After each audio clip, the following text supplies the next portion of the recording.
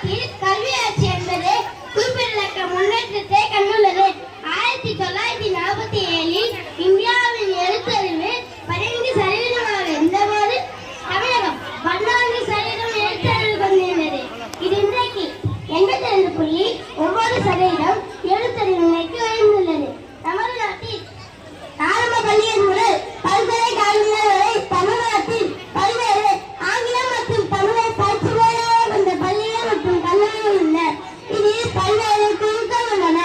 எடுத்துக்காட்டாக வேட்டாரி கல்வி குழு மூலம் கல்வி கோரிக்கைகள் ஒழுக்கப்பட்டு கல்வி திட்டங்கள் மேம்படுத்தப்பட்டு வருகின்றன. தமிழ்நாடு கல்வித்துறையில் பல சவால்கள் எதிர்கொண்டாலும் ஆட்சி மற்றும் தனியார் பள்ளிகளில் பங்களிப்புகள் கல்வியாட்சி பெற்று வளர்ந்துள்ள சூழ்நிலையிலும் அனைத்து தரமான கல்விக்கூடங்களில் சவால்கள் உள்ளன.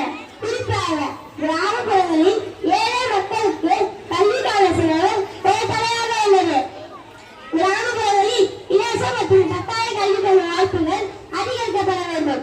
கல்வியர் காமராஜர், பாரதியார், தந்தை பெரியார் போன்ற இன்னும் பல தலைவர்கள் கல்வியில் பெரும் செயற்பாட்டுவிட்டனர். இதனை கருத்தில் கொண்டு நமது தமிழ்நாட்டில் இலவச கல்வி மற்றும் இலவச கல்விகளுக்கான திட்டங்கள் செயல்படுத்தப்பட்டு வருகின்றன.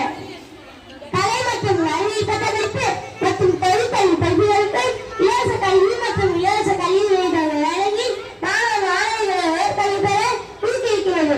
இளைஞர பாடசாலை மூலம் இளைஞர்களுக்கும் கல்வியை அளித்து பெருமை பல செய்துள்ளது.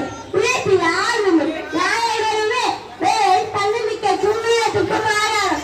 மேலும் என்னாலும் நான் நல்லவன், எனக்கு வாய்ப்புகள் தான் உடனடி தேவை என்ற செயலாளர் திருப்பி தருவது அறிவிதான் என்கிறார் சுவாமி விவேகானந்தர். மேலும் நடனத்தையும் ஒழுக்கமும் கல்வியும் கொலைகள் என்றும் கூறுகிறார்.